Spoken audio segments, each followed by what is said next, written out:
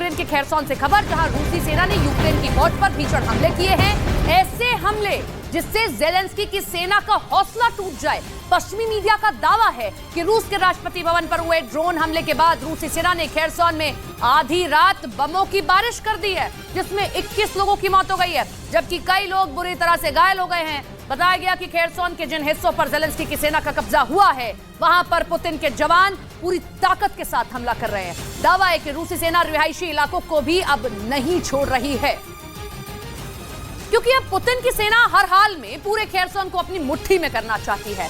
बताया गया कि इसलिए उसने अब खेरसोन से ज़ेलेंस्की के जवानों को खदेड़ने की कसम खा ली है। यानी अब खेरसोन में ऐसी भीषण लड़ाई चल रही है जिसमें जलकर पूरा खेरसोन ही स्वाह हो सकता है।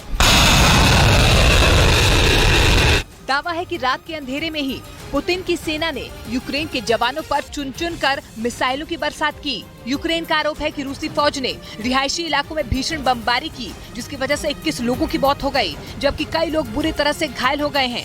मौत का आंकड़ा भी बीतते घंटों के साथ बढ़ता जा रहा है।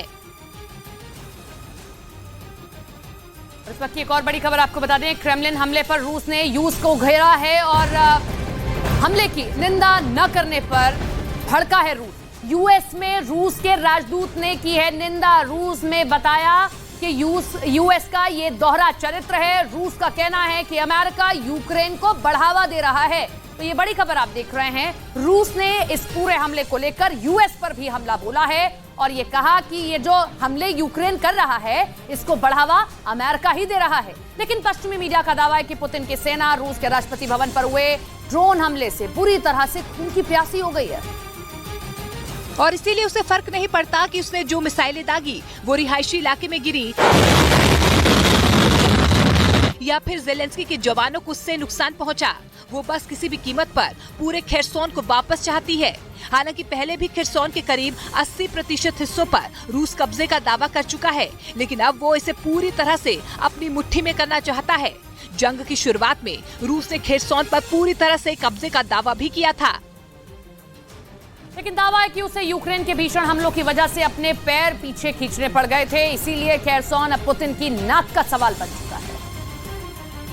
और खबर है कि इसलिए पुतिन के जवान खेरसोन में मौत बांटने से पीछे नहीं हट रहे हैं। पश्चिमी मीडिया के मुताबिक खेरसोन में रूसी फौज ने इतने भीषण हमले किए कि यूक्रेन को मुख्य खेरसोन शहर में कर्फ्यू लगाना पड़ा।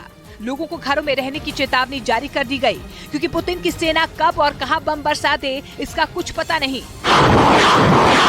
पश्चिमी मीडिया में ऐसी खबरें सामने आ रही थी कि अब यूक्रेन रूसी सेना पर बड़े हमले की तैयारी में जुटा है।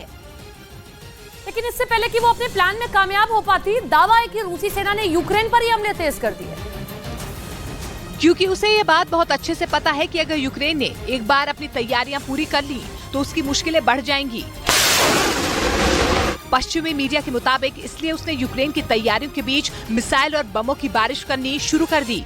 यूक्रेन ने आरोप लगाया कि रूसी सेना रिहायशी इलाकों के साथ साथ कई गांवों में भी भीषण हमले बोल रही है, जिसमें उसके नागरिकों की मौत हो रही है। और बड़ी खबर रूस यूक्रेन जंग से जुड़ी, जहां यूक्रेन ने रूस पर एक और बड़ा हमला किया है। दावा किया जा रहा है कि यह हमला भी ड्रोन से किया गया है। खबर के मुताबिक रूस के इलस्की ऑयल रिफाइनरी में जोरदार धमाका हुआ है। ये बड़ी खबर आप देख रहे हैं, जहां पर रूस इस पूरे हमले के बाद में और खतरनाक हो गया है। वहीं ये माना जा रहा है कि क्रेमलिन के हमले के बाद ये यूक्रेन का दूसरा बड़ा हमला है। उधर मॉस्को में मौजूद रूस के राष्ट्रपति भवन पर हुए हमले के दौरान उस पर 2 लोग चढ़ते हुए दिखाई दिए, जिसका एक वीडियो भी सामने आया, जिसमें राष्ट्रपति भवन की इमारत पर 2 लोग चढ़ते नजर आए। रूस के मीडिया का दावा है कि दोनों लोग 9 मई को होने वाली विक्ट्री डे परेड की तैयारियों में जुटे थे और दोनों सीढ़ियों की मदद से इमारत पर चढ़ रहे थे। तभी आसमान में यूक्रेन के 2 ड्रोन मंडराते दिखाई दी, जिसके बाद तो वहां हड़कंप मच गया। फौरन रूस की सेना एक्शन में आई और इमारत के ऊपर उड़ते दोनों ड्रोन को तबाह कर दिया गया। माना जा रहा है कि सबसे पहले आसमान में उड़ रहे ड्रोन इन दोनों ने ही देखे थे। यही वो ड्रोन हैं जिन्हें एक के बाद एक सुरक्षा एजेंसियों ने आसमान में ढेर कर दिया।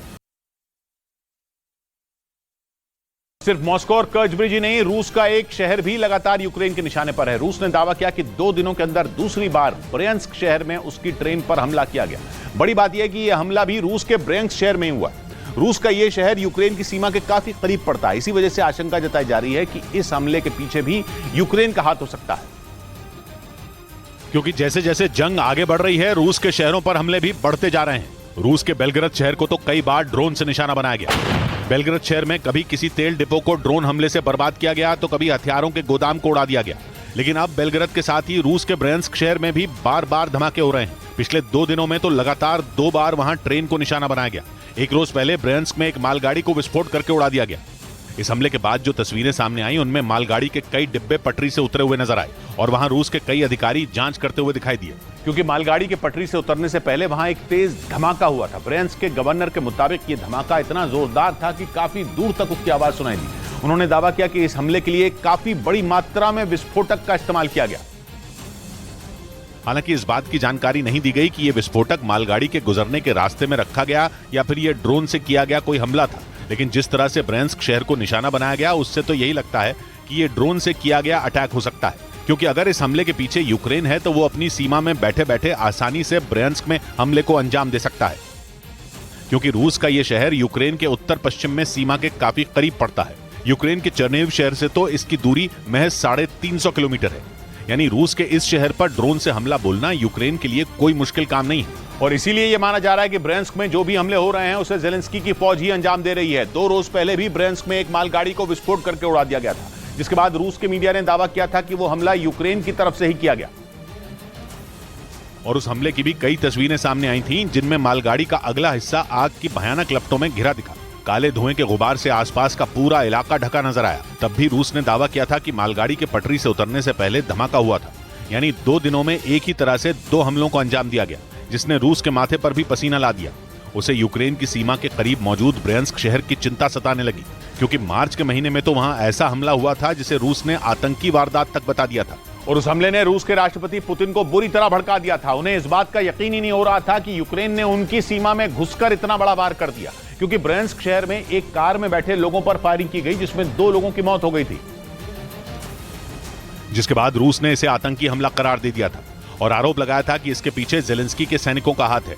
तब पुतिन ने यह हुंकार भी भरी थी कि वो इसका बदला यूक्रेन से लेकर रहेंगे, लेकिन इसके बाद भी रूस के इस शहर पर हमले नहीं रुके। पुतिन की चेतावनी को हवा में उड़ाते हुए 2 दिनों में 2 बार ब्रयांस्क को धमाके से दहला दिया गया। हालांकि इन दोनों हमलों में किसी की जान नहीं गई, लेकिन रूस को इससे बड़ा नुकसान होने का दावा जरूर किया गया, क्योंकि जिस रेलवे लाइन को धमाके से उड़ाया गया उसका इस्तेमाल रूस की सेना को हथियार और दूसरी चीजें पहुंचाने के लिए किया जाता है। माना जा रहा है कि इसी वजह से यूक्रेन की सेना बार बार वहां धमाके कर रही है। सिर्फ ट्रेन नहीं बल्कि यूक्रेन की सेना सीधे रूसी ठिकानों पर भी हमले कर रही है। पश्चिमी मीडिया का दावा है कि जेलेंस्की की फौज ने ब्रयांस्क में मौजूद पुतिन के ठिकानों पर ड्रोन अटैक कर तबाही मचा दी।